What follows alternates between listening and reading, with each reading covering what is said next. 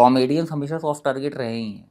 अब जैसे प्रणीत वाला हुआ, प्रणीत ने बहुत गलत बोला, उसको उसके लिए सबसे ज़्यादा बेस्ट तो पनिशमेंट यही हो सकती है कि बोलो कि भाई ये इंसान की आइडियोलॉजी ऐसी है, ये इंसान की मेंटालिटी ऐसी है, कल से इसका शो देखने नहीं जाना, शो देखने मत जाओ, वो अपने भी मर जाएगा इंसान, तुम बट उसको। उसे आपको नहीं लगता प्रणीत को वहां उसे ग्रिल करना चाहिए था, इस बंदे प्रणीत को को? करना, ऑब्वियसली प्रणीत को करना चाहिए था, हाँ। मतलब अगर मैं होता या कोई और कॉमिक होता उसको सुना देता, मे बी प्रणीत को उस टाइम पे स्टेज पे रियलाइज़ नहीं हुआ, या फिर उसको लगा आसपास के लोग हंस रहे हैं, चलो मुझे तो कंटेंट मिल रहा है, वो सोच ही नहीं पाया, या फिर वो उस चीज़ से रेजोनेट कर गया, मुझे नहीं पता, अगर वो कर गया तो बहुत ही प्रॉब्लमेटिक है। मुझे प्रणीत ने उसको उस टाइम पे चुप नहीं कराया उस चीज़ से, जिस तरीके से उस लड़के ने पूरी की पूरी हम्म। एक्सप्लेन करा वो सीन, जो कि हम्म। बहुत ही मैं फ़ोन पे देख के अनकंफर्टेबल हो गया था। और वो वहाँ पे कर रहा है कि मैंने यहाँ हाथ डाला, वहाँ हाथ डाला, पता नहीं क्या क्या बोल रहा है वो, और मुझे उस बात से बहुत हैरानी हुई कि ये इंसान अनकंफर्टेबल कैसे नहीं हो रहा और स्टेज पे मैं बैठा हुआ। शॉक्ड था कि आस पास लोग हंस रहे हैं इस यार बंदे लोगों के। को ना, अब लोग अगर अनकंफर्टेबल भी हो रहे होंगे ना, अब देखो आप एक भीड़ में हो जहाँ पे 200 लोग हैं, अगर 30 लोग जो हैं, अगर मैं हम्म। एक ऐसा इंसान हूँ जो अनकंफर्टेबल हो भी रहा, मुझे नहीं पता ना साथ वाला अनकंफर्टेबल हो रहा है या नहीं हो रहा, हम्म। तो मैं खड़ा होकर, I don't want to look like a clown, और I don't want to look like someone who is a spoilsport. Hmm. मैं, अब 200 लोग हंस रहे हैं, मैं खड़ा होकर बोलूँ ये तो गलत हो रहा है, हम्म। तो क्या होगा, मेरी ही गांड मार लेगा कॉमिक। हम्म। तो ऐसा नहीं कि वहाँ जो 200 लोग बैठे थे सबके सबको जो है वो चीज़ नहीं लगा होगा कि प्रॉब्लमेटिक है, ऑब्वियसली लगा होगा, लड़कियों को खास करके लगा होगा, बहुत अनकंफर्टेबल बातें बोली हम्म। गई हैं। बट उस टाइम पे उन ऑडियंस को और ये रिस्पॉन्सिबिलिटी देना कि तुमने आवाज़ क्यों उठाई, ये थोड़ा सा मेरे को लगता है अनफेयर है उस ऑडियंस के लिए, बिकॉज वहाँ पे बहुत हम्म। सारे लोग होंगे जिनको लग रहा होगा, बैक ऑफ देयर हेड चल रहा होगा कि यार this is not right, hmm. But वहाँ पे अगर वो बोलते तो वो वही चूतिया दिख, उसको लगता कि यार हम्म। अगर मैंने अभी आवाज़ उठाई तो मैं ही चूतिया लगूंगा कि बाकी हम्म। लोग तो हंस रहे हैं, हम्म। तो इसलिए वो चुप हो गए होगे। ये हम्म। कॉमेडियन का काम था कि वहाँ हम्म। पे उसको बोले कि भाई क्या बोल रहा है, चुप हो जा, हाँ। या उसको रोस्ट कर दे, या बोल दे कि भाई चुप हो जाओ। यहाँ तक भी नहीं करा, मैं एक बार ये समझ सकता हूँ कि चलो तुम्हें नहीं समझ आया, स्किल इशू भी हो सकता है, हर कोई क्राउड वर्क हम्म। इतना स्पॉन्टेनियसली नहीं कर पाता, रिएक्ट नहीं कर पाता, उसको लगा होगा शो इतना अच्छा नहीं जा रहा, चलो ये तो कम से कम मुझे लाफ्टर दिलवा रहा है, हम्म। ये भी हो सकता है।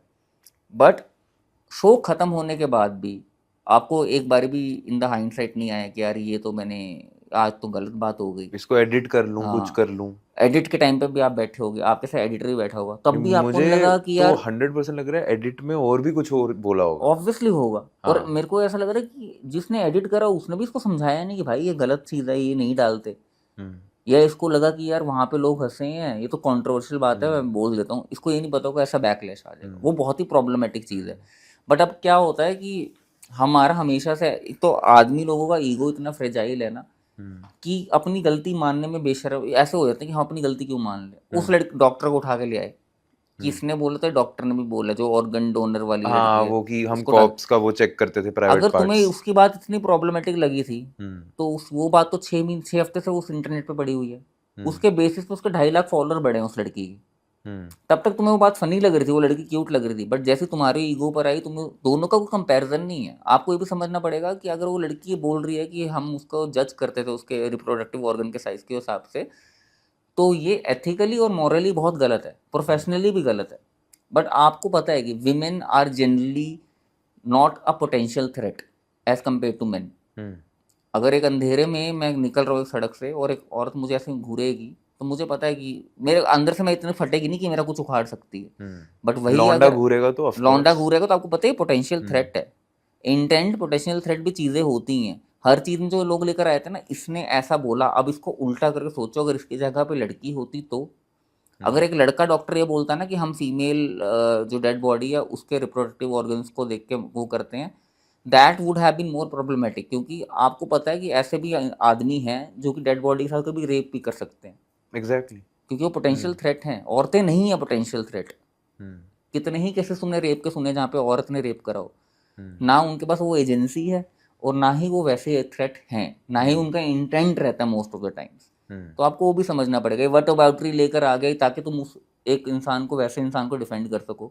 माना कि एक पॉइंट तक आपको उस चीज़ को लेना चाहिए, अब जो हो रहा है प्रणीत और उस लड़के के साथ वो भी कहीं ना कहीं गलत है, आपको उनको छोड़ देना चाहिए कि तुम गलत हो, इवॉल्व हो सकते हो तो इवॉल्व हो जाओ। अभी के लिए तुम्हें समाज से बॉयकॉट करा जा रहा है, तुम्हारा शो देखने कोई नहीं आएगा, हिमांशु तेरे को जॉब से निकाल दिया गया, बी अ बेटर पर्सन। सबसे ज्यादा तो मुझे उस लड़की के लिए लग रहा है जिसके जिसके ये जो 370 की हाँ बिरयानी वाला था, जिस लड़की के लिए उसने बोला, हाँ जब वो वो ये क्लिप देख रही होगी उसके दिमाग में क्या चल रहा होगा एग्जैक्टली कि कि मैंने मैं क्या कर दिया, वो किस टाइप की एग्जिस्टेंशियल क्राइसिस हाँ, में आई जबकि उस होगी। लड़की की क्या गलती है, उस लड़की ने ट्रस्ट करके कर लिया। बहुत हम्म सारे लोग पहली डेट पे हुकअप कर लेते हैं। हम्म आपने उसको उसको ये थोड़ा ना पता होगा इसके दिमाग में ये चल रहा है कि मैं 370 पे वसूल कर रहा हूँ। हम्म तुमने उस लड़की को कहाँ पे रिड्यूस करके ले आए तुम।